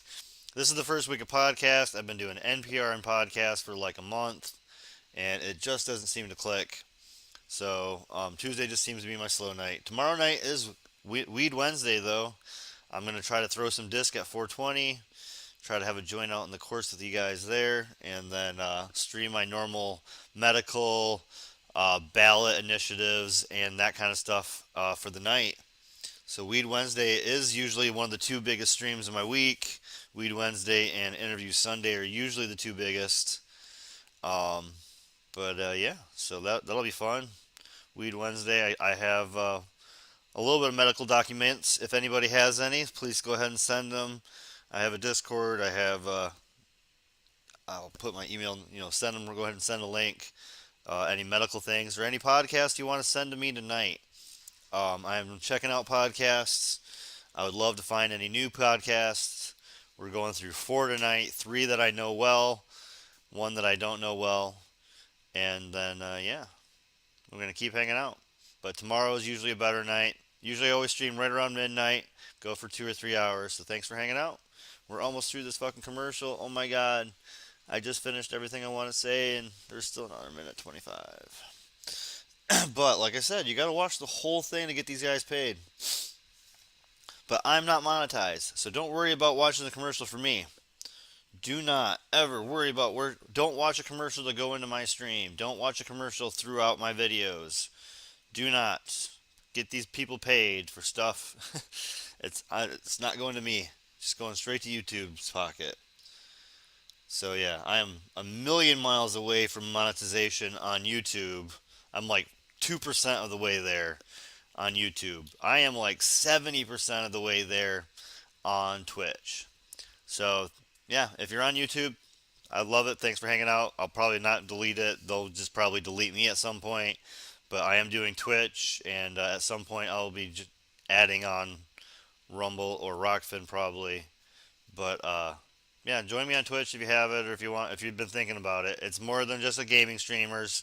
There's all sorts of shit now, and all the news people are on there nowadays because they do censor less than YouTube. YouTube is getting super strict, super pain in the ass. So that's why we hang out on Twitch. It's not just for gamers, man. Don't be fucking closed-minded and don't be a fucking boomer. That was fun. Thank you for everything. Yeah, like I said, 70% of the way to monetization on Twitch, 2% of the way to monetization on YouTube. And I've been doing it longer on YouTube. So, yes, I'm not going to quit YouTube. It's a bigger platform, but thank you, everybody on Twitch, because fucking Twitch has given me so much more love. So much more love. This one's a short one, so I'm going to go ahead and give them their freaking pay on both of this, Giving my love to Aaron Mate, our long commercial break of the night. Oh my God, it was so long. But thanks for hanging out with it. We gave Aaron Mate a little change in his pocket, and we can move on. That, quote, Ukraine should renounce its NATO aspirations and declare neutrality as part of a wider European security deal between the West and Russia. And this pact, Schultz proposed, would be signed by Biden and Putin, but Zelensky rejected this, rejected it out of hand. But my question is, because I think it's pretty conclusive that, the Zelensky-Ukraine side sabotaged diplomacy, but what about Russia? Do you think Russia exhausted all of its diplomatic options to avoid a war? For example, why not go to the UN and ask for a peacekeeping force in the Donbass? And second of all, if the aim is to protect the people of the Donbass, why invade far beyond the Donbass and not just go there?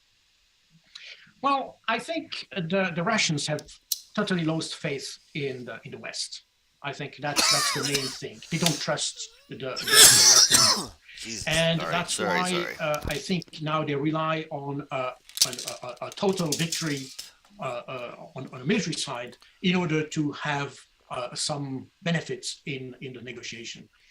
I think Zelensky, I think Zelensky is, I'm not sure exactly if he's so reluctant to have peace. I think he cannot do it. I think from the very beginning, he was caught between remember that he was elected with the idea of achieving peace in the Donbass. That was its objective. That was his program as a president. But I think the West and I would say the Americans and the British didn't want this peace to occur. And of course, the Germans and the French, who were the guarantors of the Minsk agreement for the Ukrainian side, they never really implement their function. I mean, they have never done their job, clearly. And especially France, who is simultaneously member of the Security Council, because I just remind you that the Minsk agreement were also part of a resolution of the Security Council. So meaning that they have not only the signature of the different parties that was done in Minsk, but you have also the members of the Security Council who were responsible for implementation of the agreement. And nobody wanted to have this agreement made. So that means that I think there was a lot of pressure on Zelensky so that he wouldn't even talk to the representatives of the two breakaway republics. And after that, we have seen, by the way, that we have several indications that Zelensky was not completely, or is not completely, in control of what's going on in Ukraine. I think the extreme, let's say, nationalist, extreme right, I don't know exactly what is the right term because it's a mixture of everything, but these forces definitely prevented him so far to do anything. And we can see also that he's in back and forth regarding peace. As soon as he started, you may remember that end of February, as soon as Zelensky indicated that it might be willing to start negotiations, this was the time where these negotiations were to take place in Belarus. Within hours after Zelensky decided that, the European Union came with a decision providing for $500 million arms to Ukraine, meaning that the Americans certainly, but I think the West as a whole made every possible effort to prevent a political solution to the conflict. And I think the Russians are aware of that. Now, we have also to understand that the Russians have a different understanding of how to wage a war than the Western powers, especially the US. That means that in the West, we tend to, if we negotiate, we negotiate up to a certain point, and then negotiations stop, and we start war. And that's war, period. In the Russian way of doing things, it's different. You start a war, but you never leave a diplomatic track. And you go on both ways, in fact. You put military pressure and you try to achieve an objective, your objective, also with diplomatic means. This is a very much a Clausewitzian approach to war, when Clausewitz, as you know, defined war as the continuation of politics with other means. That's exactly how the Russians see that. That's why during the whole offensive, and even at the very beginning of the offensive, they started, or they indicated they were willing to negotiate. So the Russians certainly want to negotiate, but they don't trust the Western countries, I mean the West at large, to facilitate that negotiation. And that's the reason why they didn't come to the Security Council. By the way, they know that probably because, as you know, this physical war that we witness. I was just looking at my current videos, and I have 5 age strikes and 4 copyright claims on my videos right now in YouTube over the last couple of weeks. Basically meaning almost every night I have something. Every night they find something. I'm showing super fucking independent people now. I'm showing less and less mainstream on YouTube, and every fucking night they give me something. Just every single night.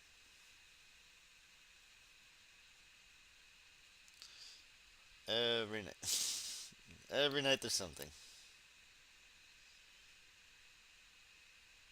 What was the last night?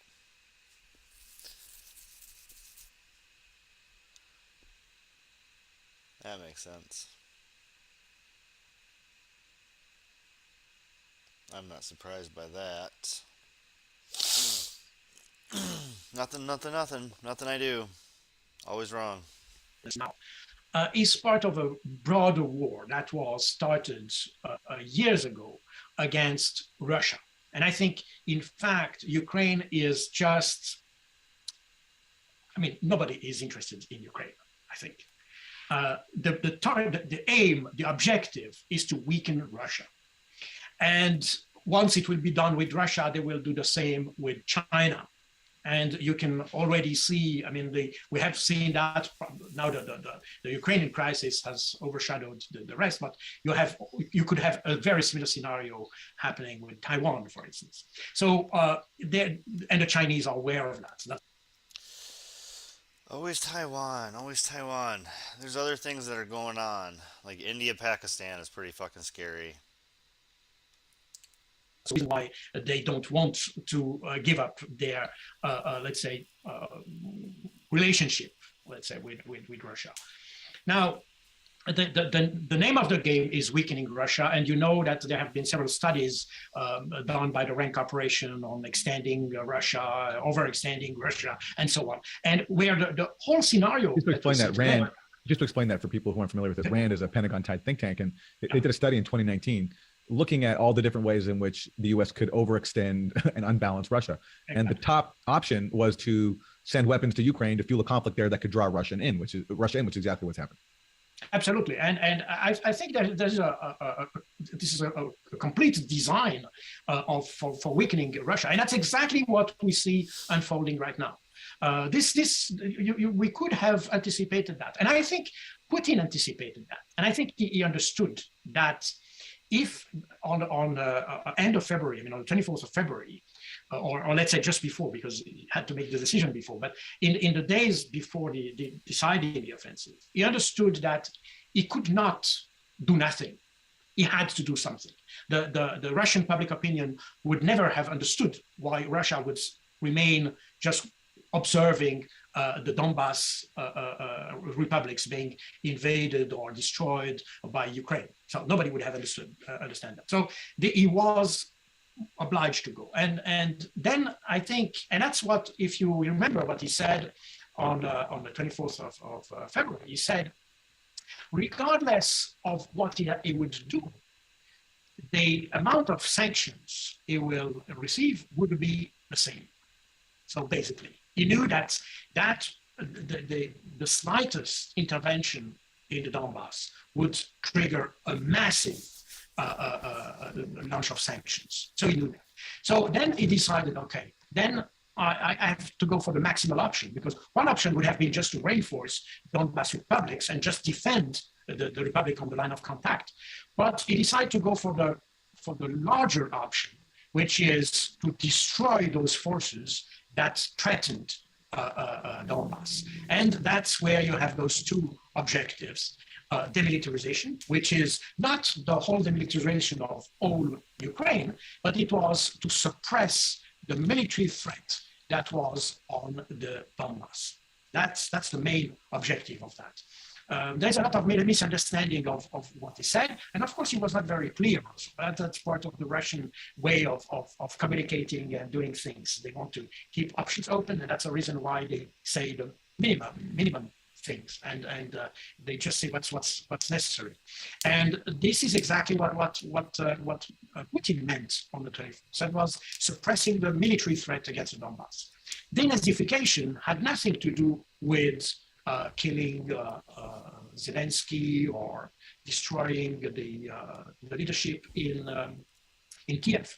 That was definitely not the idea. And as a matter of fact, as I said, the main the way they conceive war is to combine physical action and diplomatic action. So that means that in such a way of doing, you have to keep a leadership, and you have to keep the leadership in order to negotiate. And that's why there was no way you would kill or destroy the leadership in Kiev. So denazification was basically not about the 2.5% of extreme right in Kiev. That was about the 100% of Azov people in Mariupol and Kharkov and this kind of thing. So we tend to misunderstand, because some people say, well, but why denazify? Because there is only 2.5%. The political, the right-wing parties in only 2.5% or something like that. So it's meaningless. So why denazify? That's no sense.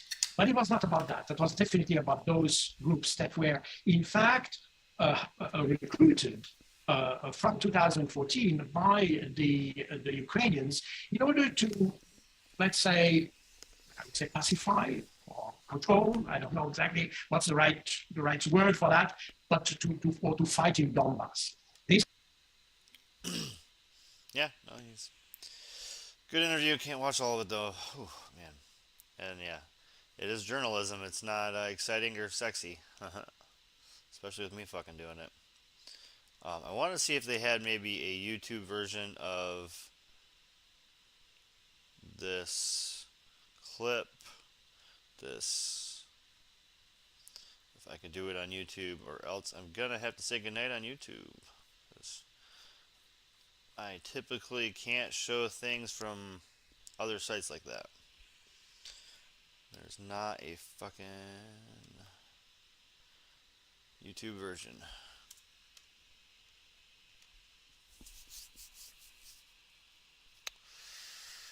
Nope.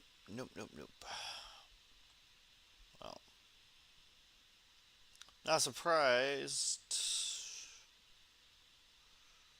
Not surprised. Okay, well, I have something that my last of the four podcasts slash, shows is not available for YouTube. Let me see if I had one more thing before we cut the stream. How long have we been on? Hour 40? That's so short. It's not even a show. Anything else I can show? I'm literally just getting sick of fucking getting emails from them. Block them. YouTube, that is, from emailing me. Oh, we can take a comedy break. That's what we could do. Jesus, we're going hard. Going so hard. Oh. Nope. Didn't click on anything. Nope. Well, new at 5, putting it in the hands of voters. A top Maryland Democrat now showing her support. Nope. Alright, looks like I've lost everybody, so it doesn't really matter if I do anything, does it? Okay, let's do it. There was no Gen today, so let's take a Gen break with some non-Gen. This chick's pretty funny. I am very disappointed to find out she's like a family Christian conservative. But she's funny, so I'll watch the video again. It's funny enough. Not super happy about the whole Christian conservative bullshit because I grew up Christian and Catholic. I saw through it. But these are funny. Let's take a comedy break. Thank you so much for meeting with me today. So as you know, I'm a hired advisor to the Biden administrative team. Unfortunately, the approval ratings are not looking too good from the American public after just 1 year, and that's like the honeymoon phase, so it's not looking too good. Just going around and meeting with everybody on the administrative team just to help you with being more transparent and more effective in your communication skills with the American public, okay? So what I'd like to do is role play, okay? I'm gonna pretend I'm a reporter and I'm gonna be asking you some questions, and I just want you to answer the question very directly, very succinctly. Okay, great. Okay. So, Misaki, what did you eat for breakfast this morning? Yes, okay, first, I would like to note that breakfast is the most important meal of the day. According to our data, breakfast is actually the meal of champions. Okay, wait a minute, I'm sorry, wait a minute. Perhaps you misunderstood. Did you ever mention specifically what you eat for breakfast? Actually, I did. Okay, you know what, let's try another one, We need to move on to another question. All right, this time I want you to focus, and answer the question as directly as possible. This one's going to be a little more tricky and a little more realistic to a question that you were asked recently, okay? Yeah, let's do that. There was a meeting with Harvard and the Biden administration on October 22nd regarding COVID testing. Was President Biden briefed on the outcome of the meeting, and which members of the Biden administration was part of this team meeting? We've done a lot of what was discussed at that meeting. We expanded our testing program and our capacity, and the issue at the time was the market was not able to, at that time, launch the website that we are launching tomorrow, and President Biden has invested a lot of money into this. Okay, wait, whoa! You didn't really answer that question. You kind of went all over the place. Okay, maybe you didn't hear the answer because you were looking at your notes. You have a very artful way of dodging the question. Okay, maybe your brain had a different question than what came out of your mouth. So we have our work cut out for us, Misaki. Okay, all right. No need to stick our nose up in the air. You know what? Now you're yelling, and there's no reason to yell. Okay, I'm not trying to make you upset. I'm not yelling. Okay. All right, well, I tried. Okay. Good luck. Bye-bye.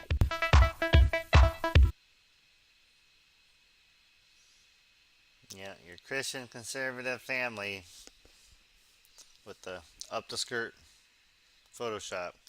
Cute. Great. Good stuff. All right. I do have one other thing I could show on here before I go to the Twitch only clip. So this is going to be journalist kicked out of Ron DeSantis press conference for challenging his corporate welfare. And I haven't watched it. I clicked on this and I was like, man, this is awesome because Ron DeSantis is not for freedom of speech. He is maybe a possible presidential candidate because he was lax on fucking COVID or whatever, but he is not a good on freedom of speech. And that is pretty important, I think. Kennedy, he's a writer and a political organizer, and you have been a thorn in Governor DeSantis's side. And this morning, you were kicked out of a press conference that the governor was holding for the crime of trying to ask him certain questions that, I don't know, maybe he doesn't have answers for, and the media doesn't seem to want to report on much. Let me just show what I'm talking about and the scene of you getting kicked out.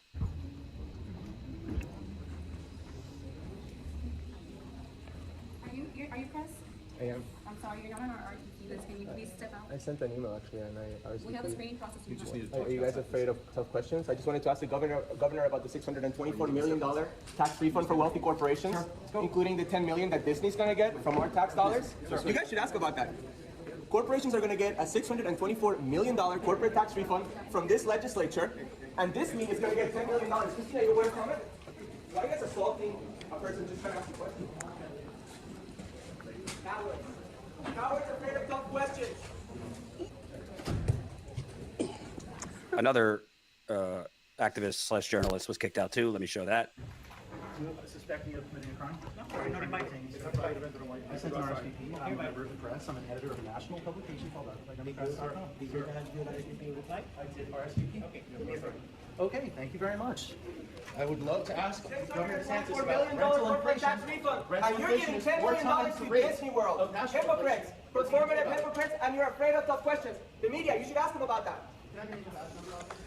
Interesting. In the free state of Florida, you're not free to ask questions about corporate corruption. They kicked out independent journalists who were, I mean, independent meaning not like one of the six companies independent, not like many even, not many and zeroness. Jesus Tell us, Christ. Thomas, what is going on there? Because I was just down there on the ground a couple of weeks ago, covering the "Don't Say Gay" bill, which is obviously a very, very harmful distraction. The Stop Woke Act, and the media seems to be focused on these culture war issues, but I don't see a ton of reporters asking the questions you were kicked out for. Yeah, I mean, I think you hit it, the nail on the head. The Florida Republican legislature, which has, control of both chambers, and obviously the governorship is under Ron DeSantis. They push, and I hate the term culture war issues because, if abortion is a healthcare issue, the Don't Say Gay bill has these things actually have implications, right?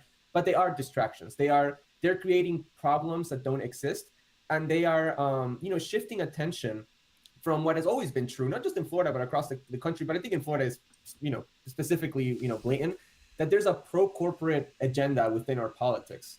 In 2019, Ron DeSantis signed into law legislation that basically authorized a series of corporate tax refunds to a secret list of the top 1% wealthiest corporations in the state.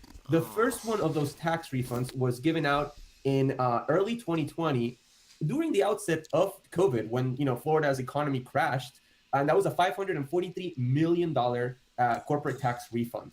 And now we have already started giving this new set of refunds out. We're giving a $624 million tax refund, again, to the top 1% corporations in the state. And I bring up Disney because the governor, and Republicans actually now across the country have been waging this sort of performative war against Disney's late opposition to the Don't Say Gay bill.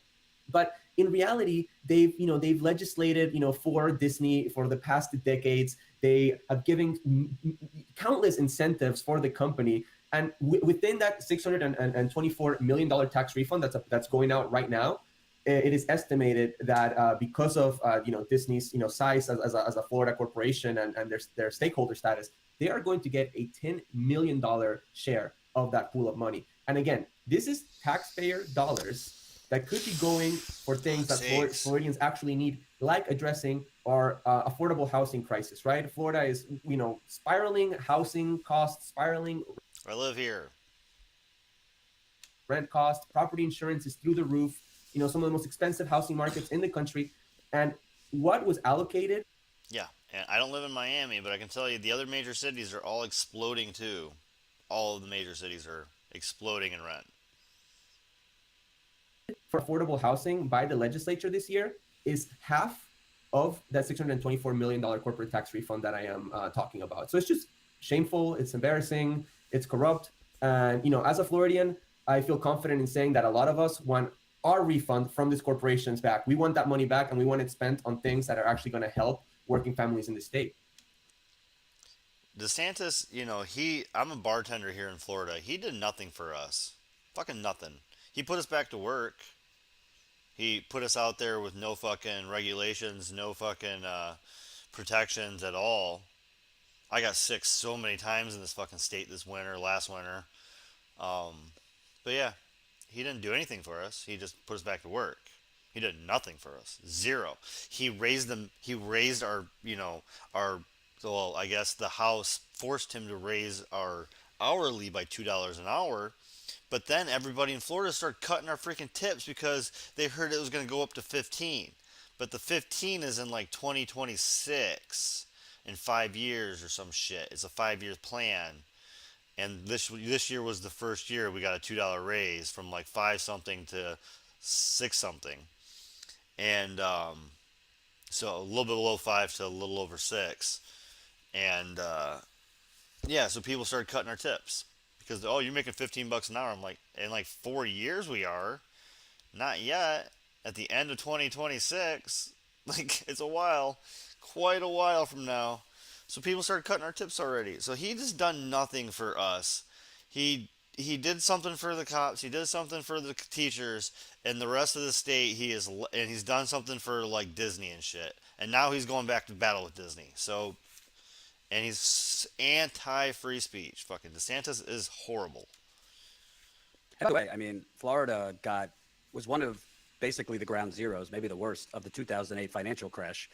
Foreclosures were really bad in Florida. Housing market crash really destroyed Florida. And despite the mainstream narrative, there's a lot of people that still have not come back from that. And then you add COVID on. I know, just being down there reporting the last few weeks, your property insurance is through the roof. Rent is going up 30 to 40%. Places like Tampa, Orlando are now some of the priciest. Rent is going up the fastest in those areas along I-4. And this governor essentially seems to be responding to all these things by fluffing the pillows of his donors, basically stealing money from the middle and working class and funneling it to the top, I would assume, based on his 2024 presidential ambitions. But I mean, this should be a scandal there. But as far as I could see when I was down there, there's not much attention other than activists like you. Yeah, again, you hit the nail on the head. It's Robin Hood in reverse, right? They are stealing from the poor to give it to the rich, and really their rich friends, right? Their donors. And it's just crazy. Like in the city of Miami, most unaffordable housing market in the country, we have local leaders who are talking about Bitcoin, right? And like pushing Bitcoin and cryptocurrency rather than, addressing the fact that people are getting displaced from their homes. You got the governor, banning abortion, talking about the Don't Say Gay bill, all this crap meant to distract. And you're correct. I think the media needs to do a better job at addressing these, this corporate agenda. The fact that, like you said, they are literally taking our tax dollars that should be going to, funding public education, funding, like our healthcare system, funding affordable housing. And they're not talking about that, right?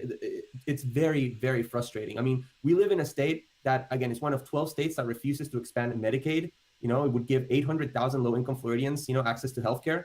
And, instead we're going down the rabbit hole of culture wars while, this administration, again, gives literally like hundreds and hundreds and hundreds of millions of dollars subsidizing corporations that are making record profits. And I don't want to go down, into the weeds, but that are also like price gouging and taking advantage of like this inflation to raise prices on consumers even further. I mean, it's dystopian, man. Right. Yep. Hundreds of millions. Fucking crazy. All right. Oh, I think this is gonna get deleted anyway, but we'll play it. We're live. This is called Dosed. It's Peter Joseph. Welcome to Dosed, everybody. This is Mike Preisner, your producer for today. Got Abby Martin and our first ever guest on Dosed, Peter Joseph, waiting in the wings. Just giving some people, the audience, some time to join because we are live. It is Sunday, April 10th, 1 p.m. here in Los Angeles. Big thank you to everyone joining us live. If you're listening to us from sometime in the future, join us live next time here on the Call-In app, where Dosed is airing every single week, and we've got some really exciting guests lined up already. Oh, this is going to be them talking with people. That's not a podcast. I found it under podcast, but that's not a podcast. But that's acceptable because Tuesday nights suck.